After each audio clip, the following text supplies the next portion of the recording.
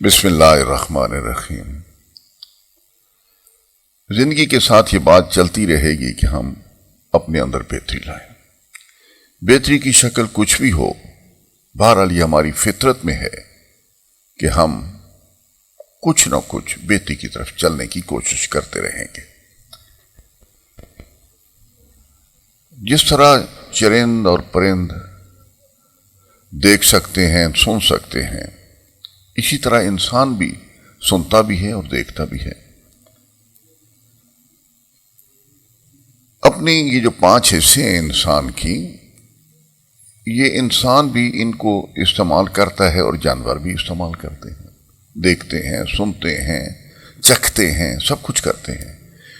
تو کیا ہم یہ کہہ سکتے ہیں کہ انسانوں اور دیگر جانداروں کی حصوں کا استعمال کی نوعیت ایک سی ہے؟ نہیں، یہ نہیں کہہ سکتے۔ انسان اب توجہ دیں، انسان اشرف المخلوقات ہے۔ کوئی بھی مخلوق انسان کے علاوہ اپنی حصوں کا استعمال اس طرح نہیں کرتی جیسے انسان کرتا ہے۔ دیکھیے، اگر سبزیات، گوشت، دیگر کھانے پینے کی چیزیں، مسالہ جات، یہ سارے اکٹھے رکھ دیے جائیں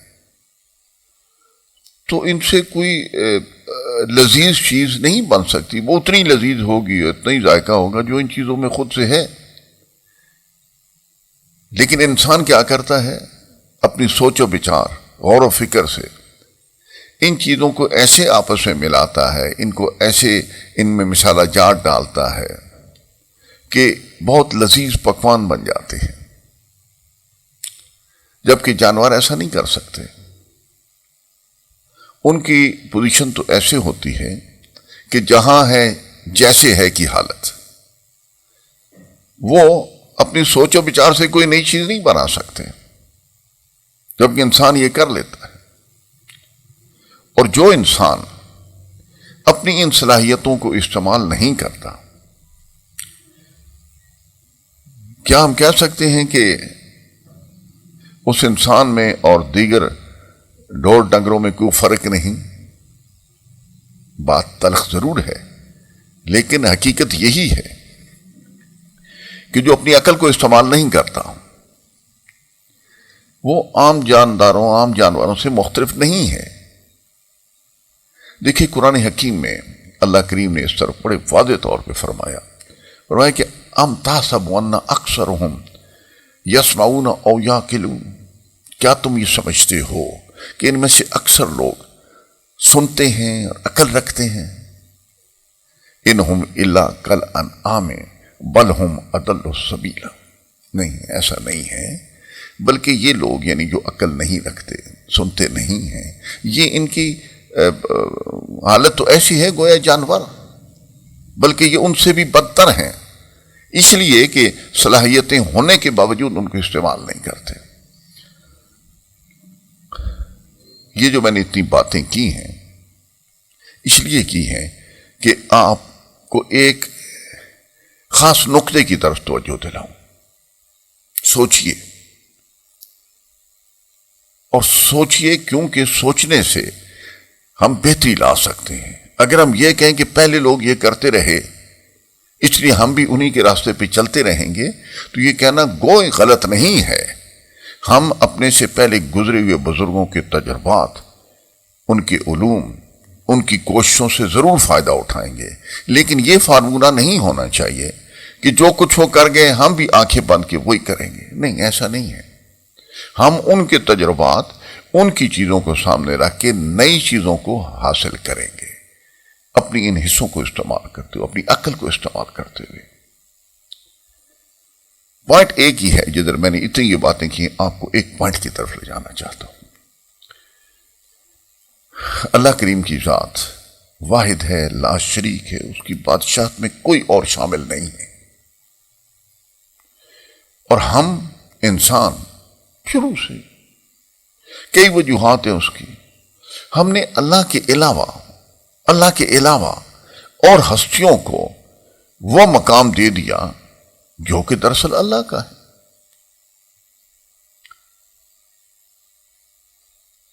دیتا وہ ہے جس کے پاس کچھ ہو، جس کے پاس کچھ نہ ہو وہ کیا دے گا؟ نہیں دے سکتا۔ تو جو ہستی اپنے نفع نقصان کا اختیار نہ رکھتی ہو، وہ دوسروں کے نفع نقصان پہ حاکمیت کیسے قائم کر سکتی ہے؟ وہ تو وہی ہے کہ جو اس کو مل گیا اس نے دوسروں کو دے دیا، اس سے زیادہ تو نہیں ہے۔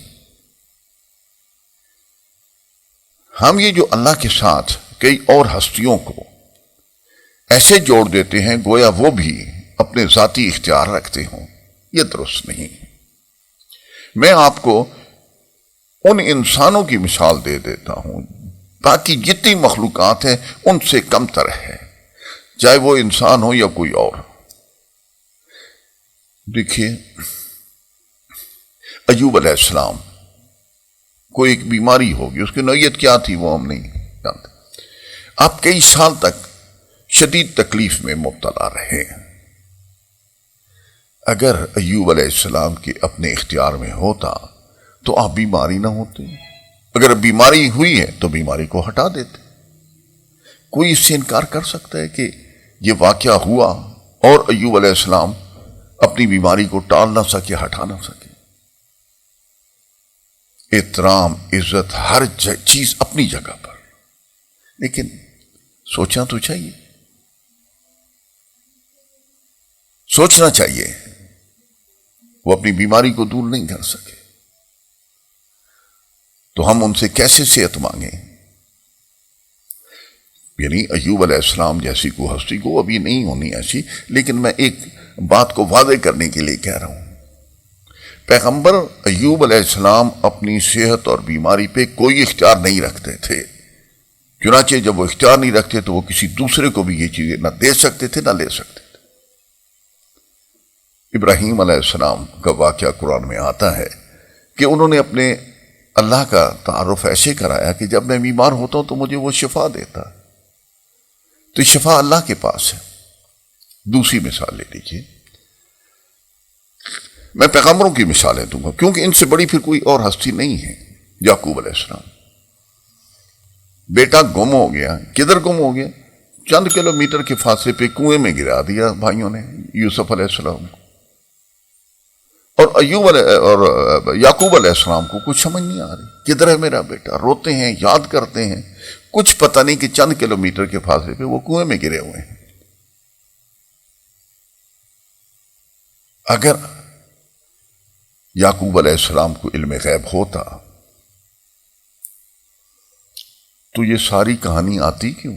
وہ فوراً کہتے کہ وہاں ہیں، جا کے بیٹے کو لے آتے۔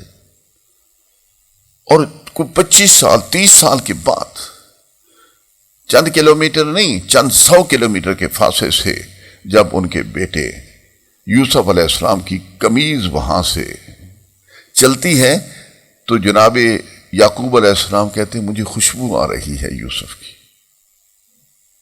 کبھی تو چند کلومیٹر کے فاصلے پہ کوئی اختیار نہیں، اور ابھی کئی 100 کلومیٹر کے فاصلے سے محسوس کرتے ہیں۔ کیا یہ بات واضح نہیں ہوتی کہ ان کے اپنے اختیار میں کچھ نہیں تھا اس معاملے میں؟ جب اللہ نے چاہا تو بتا دیا، جب نہیں چاہا تو نہیں بتایا۔ اگر علم غیب رکھتے تو یہ مسئلہ ہی نہ ہوتا۔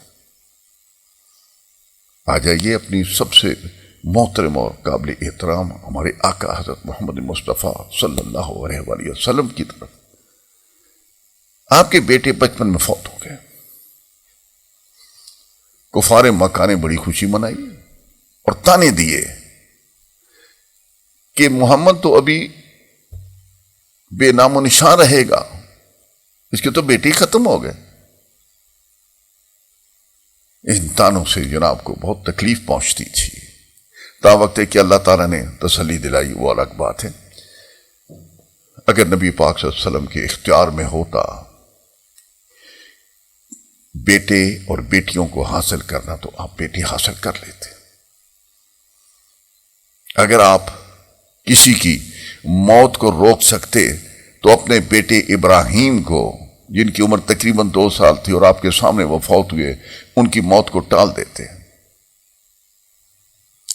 رحمت للعالمین کے اختیار میں موت اور زندگی نہیں تھی۔ یہ میں اس لیے باتیں کر رہا ہوں، سوچیں نا، جو چیز ہلی اس کو اپنا معبود بنا لیا، اس کے سامنے جھک گئے، اس کی ہر غلط صحیح بات کو۔ آج کے دور میں تو پیغمبروں کا سلسلہ تو ختم ہو گیا۔ آج کے دور میں جو غلط روپ دھار کے یہ دعوے کرتے پھر ہو کہ میں غیب کی باتیں جانتا ہوں، نفع نقصان پہنچا دیتا ہوں، میں بیٹی بیٹیاں دے دیتا ہوں، سوچنا چاہیے، سوچنا چاہیے۔ یہ ہمیں اللہ نے عقل عطا کی ہے جو ہمیں دنیا کی ہر مخلوق سے بہتر بناتی ہے، اس کا ہم استعمال ہی نہیں کرتے۔ میں یہ نہیں کہتا کہ عقل کو بے لگام کر دیا جائے، دوسروں کے تجربوں سے فائدہ اٹھائیں، اپنی عقل استعمال کریں، پھر اللہ سے دعا کریں کہ اللہ مجھے تو سیدھا راستہ دکھا دے۔ میں اپنی بات کو ختم کرتا ہوں یہ ضرور یہ کہہ کے، شرک وہ جرم ہے، یعنی اللہ کے ساتھ کسی بھی ہستی کو وہ مقام دے دینا جو صرف اللہ کا ہے، یہ اتنا بڑا جرم ہے کہ اللہ تعالیٰ نے بار بار فرمایا کہ میں اس کو معاف نہیں کروں گا۔ قرآن حکیم کو غور سے پڑھیے تو لگتا ہے کہ تقریباً سارا قرآن شرک کی نفی کے بارے میں ہمیں ہدایات دے رہا ہے۔ ہمارے اپنے اختیار میں کچھ نہیں ہے۔ میں اپنے لیے، آپ کے لیے اللہ سے یہ دعا کرتا ہوں کہ اللہ ہمیں اپنے سوچ سمجھ عقل عطا فرمائے اور اپنی رحمت سے ہمیں اس راستے پر لے چلے جس پہ چل کے ہم اس دنیا میں اور آخرت میں شرمندہ نہ ہوں۔ اللہ آپ سب کو سلامت رکھے۔